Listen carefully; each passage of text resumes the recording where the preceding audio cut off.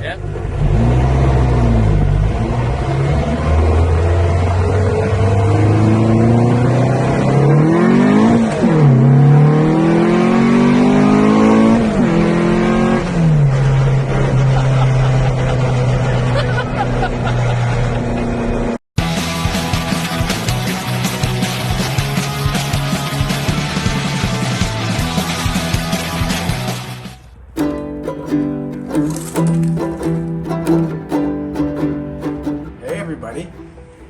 I would say welcome back, but everybody probably thinks we quit doing this, which last time I talked to you guys, I said we'd be doing an episode a week or something like that.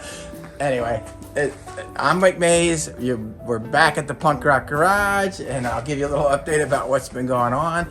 And what's been going on is how busy life gets, and how my life has changed since I attempted to retire and thought I'd be working here. And in fact, I'm working all over the place, really busy, very fortunate, grateful for all of that. But the garage has taken sort of a back seat to the rest of my life. That doesn't mean I'm not moving forward. So this will be a little update about staying in it, even when it starts to be hard to stay in it. So the first update is the GTV has been getting worked on. My lovely assistant will show you. And I'll do just a quick walk around of kind of, I think, what's been done since the last time I checked in with you. And the very first thing I want to do is say thank you to somebody that has been watching. And we had this great achievement, like we got 600 subscribers, which I know is like nothing in YouTube world, but we were super excited about it. And then we ran out of time or didn't get back over here. But one of the people that watches was so awesome. I was missing an EMPI window winder knob center, and one of the people that is one of our subscribers that I'm so grateful to his name is Dale Molnar, and his daughter Emma actually sent me in the mail the part I need. So it's like, even in our tiny little YouTube world, people are so cool and supportive and get on board with watching this. So to Dale and Emma, I am telling you, you guys are the actual reason I got my butt over here to make a video because I wanted to thank you for the parts. So let's do a quick walk around. You want to just walk with me? So the project is going to be as loyal to the car the way it was when it was put into the barn in 1982. So the former owner, Daryl Hunasa, got the car, I think, in 72 from all the paperwork and pictures he sent me. So I'm trying to put it back to how it was, the way Daryl put it away when he took it to refresh the engine. And I'm going to put it the way he had it and then put my flair on it. I'll explain to you. So one of the things Daryl had done was he had two sets of driving lights on it. One set is sort of not salvageable, but the other set is, and these are the original ones that were on it. And I was able to dig up these checkered light covers that were in one of the early pictures that Daryl sent me from his front yard of his house in like 1970 something. So these are back on. The EMPI bumperettes are modified the way that he did it back in the 70s. He drilled a hole and the mounting boss goes through the bumperette. It's actually so awesome. I mean, these things were not holy grails back in 74. So they did what they had to do. And he had this car set up to drive. And so anyway, while people are watching, and I get EMPI lover people, I would love to get 2 more bumperettes because I could only salvage 2 out of the 4. But I would love them in this condition. What do you mean they're not the holy grail? Well, this stuff is hard to get. It's like hard to attain now, and collectors collect it, and it has become really valuable. Like nobody would cut a hole in one of these now. Oh. Because they're so rare. Oh, and he did that back in the day, you're saying? But if anybody watching or anybody watching knows anybody that has 2 or a bunch that I could make 2 usable for the rear out of, that'd be cool. So for now, that's the way Daryl had it in 72. And I was even able to straighten the front bumper. Somebody had bent it, I think, pulling the car out of the barn. And I was able to straighten the original bumper that they had on it and put all the stuff back on it the way it was. And I'm going to wire the driving lights up to work just the way he had them. He had the on and off switch in the glove box door face. Or not in the glove box door, in the ashtray face. So I'm going to do the same thing. Then as we move this way, the wheels are 4-lug Sprint Stars that came on the GTV. The rear ones are the actual ones that run the car, and the front ones are a set of 4.5s. And they all wear the exact caps that this car had on it in the barn in '82. But I wanted a set of staggered wheels, skinnies and wides. I love that logo. It's so cool. And then I got a nice set of Firestones front and back, which I think really kind of give it a super cool vintage look.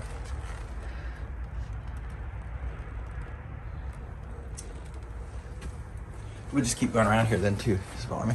So then in the back, I don't know how long it's been since everybody saw the back of the GTV. Can I just comment? Yeah. Where's all your stuff? What stuff? All the crap laying around. This is clean up. Well, give a quick view. I know, Remember like, when we started the channel, what we started with was the Mini T, and the Mini T has not disappeared. Everybody, it's here. It's actually sitting here, ready to be bolted together as a roller. But other things came up. ready. You know, the GTV came into our life, and there's a whole story of where it went, how it came back. But it needs to be finished before I can go back to the. It's ready to roll. Yeah, and here's a little teaser for other people. This is another thing that's in our world now. So this is a part that certain people know exactly what it is, and just might be that we own every other part that goes with that part. But that'll be a later episode, and I swear this time we'll do more episodes. But anyway, so rear of the GTV, I gave up on the original back bumper. So this is a new repro. It just needed something bright on the back, and the rear bumper was a lot more surface rust than the front. And I think the new bumper makes it pop. And I built a 70s style exhaust, but a little bit bigger and cartoonish because that's kind of my style. So it's a nod to the style that was on it. It was just a simple glass pack. And then the engine is a 1776. Fully rebuilt by Tom Simpson at Simpson Racing Engines in Ohio. My guy, Ohio Tom. And the cool thing about it is we kept it exactly looking like Daryl had it in 1972. I have the original build pictures of when Daryl hopped it up. So now, again, to go back, it's all the original stuff on it, looks-wise. It's the original CAD-ROMs that are super early, but internally it's been completely rebuilt. Ported and polished single-port heads. Went with stock cam because it was meant to be driven cross country. New pistons and cylinders, and again, it's bumped up from, I think these were 1,500 or 1,600 single ports up to 1,776 cc's. Do you guys want to hear it? All right. Yes, please. All right. Here's the true. I feel like I need to shut that. Here's the true miracle. All right, we're good.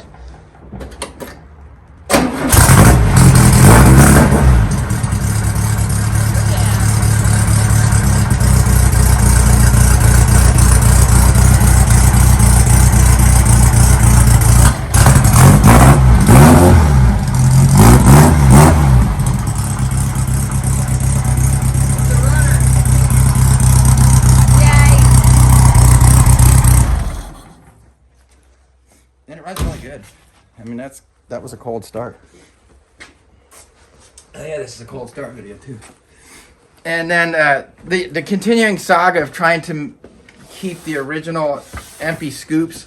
The plastic is, other car people know, like gets brittle over the years. So I've tried 3 methods now of keeping these intact and not trying to alter them much.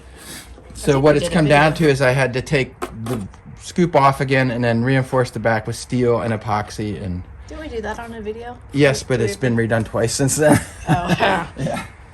Anyway, I think they're good to go this time. So then inside the car, if Melissa can peek up in here, it had no headliner because the mice had eaten it and camped in it and had all kinds of parties over the years and stuff, so it needed to be cleaned up and torn out. But now it has a nice fresh, it's actually EMPI headliner in it. And it came out pretty good. Headliners aren't fun, at least not to this guy. But my friend Danny drove all the way down from Canada to spend an entire week working on this car with me. So we got a lot done. So we got the headliner in, and I don't know if people have seen, Melissa, the seats these are the original seats, and they're super clean because Daryl put plastic covers on them back in 1982. So these are the perfect original seats. Hello. Hello. That's Rich. Say hi to Rich. He's our Hi. neighbor. Well, that windshield looks clear as glass. Is there anything in it? Just glass. Okay. Yeah. So anyway, so it's the original seats. We got the headliner in. You can't show much, but the carpet's in it. And again, I'm trying to stay true. All the parts that we used so far, there's not much light. I know, there's not. All the It parts looks good. we're trying to use are all EMPI. And EMPI gave us a ton of parts, and everything I've done since has been EMPI. So that's kind of how it sits. And the stance is the way it's going to be. Can you show the stance? It's probably better from this side, huh? I could not. The stance setup was irritating. It took I don't me know if I can quite get it. took me But 3 tries to get it the way I like it. But I like it now. I don't know. Does that show it right? Yeah, that's good. Yep. It's tough. Yeah, I'm happy with the stance. So that's the update on this. And another thing that came home, we'll give a quick. This might not be everybody's cup of tea, but the Camaro's home, and it also. Cheers.